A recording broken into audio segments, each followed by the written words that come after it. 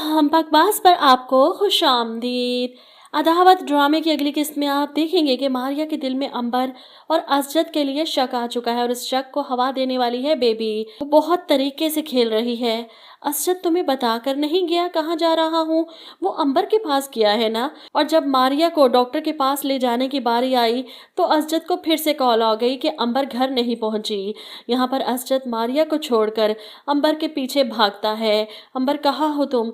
यहाँ सड़क पर इसका रिक्शा खराब था और असजद इसे वहां से पिक करके इसके घर छोड़कर आता है, वापस आता है। अब मारिया को अंदाजा ही नहीं था कि असजद अपने दोस्त का कहकर अंबर को लेने गए। इसीलिए अगले दिन जब वो असजद के लिए जूस का गिलास लेकर कमरे में जा रही थी तो बेबी इसका रास्ता रोक कर कहती है, कितनी फिक्र है ना तुम्हें असजद की, और एक असजद है, इसकी इनायतें तो किसी और पर ही हैं।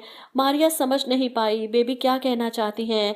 ऐसे में भी बेबी से कंधे पर हाथ रखकर कहती है, ये वक्त अंधी मोहब्बत का नहीं बल्कि आंखें खुली रखने का है। तुम्हें अंदाजा भी है कि असजद अंबर को कितनी फेवर दे रहा है। ऑफिस में इसको पिक एंड ड्रॉप दिया गया, जानती हो इस बारे में। असजद ने कुछ बताया तुम्हें कि कल वो रात भी अंबर को ही इसके घर छोड़ने गया था।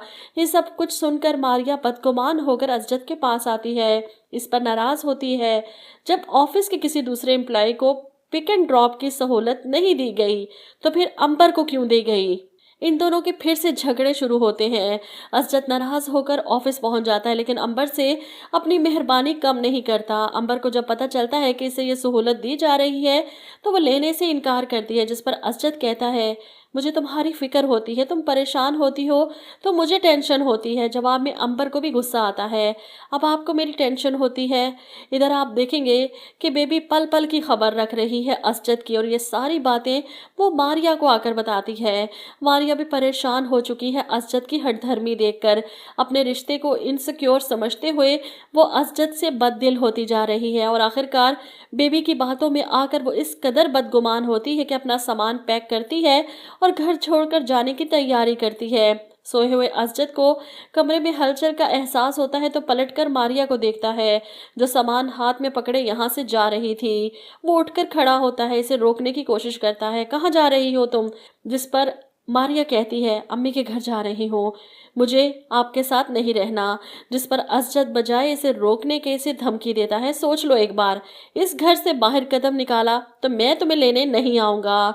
असजद अब गलत कर रहा है मारिया के साथ, इसे वाकई में अपनी पहली मोहब्बत का ज़्यादा ख्याल है और जाहिर सी बात है मारिया को इस बात का दुख तो होगा, लेकिन असजद की बातों ने इसका दिल और भी ज़्यादा तोड़ कर रख दिया। वो बेचारी सोच में पड़ जाती है, घर छोड़कर गई तो एक बार फिर से कहीं उजड़ ना जाए।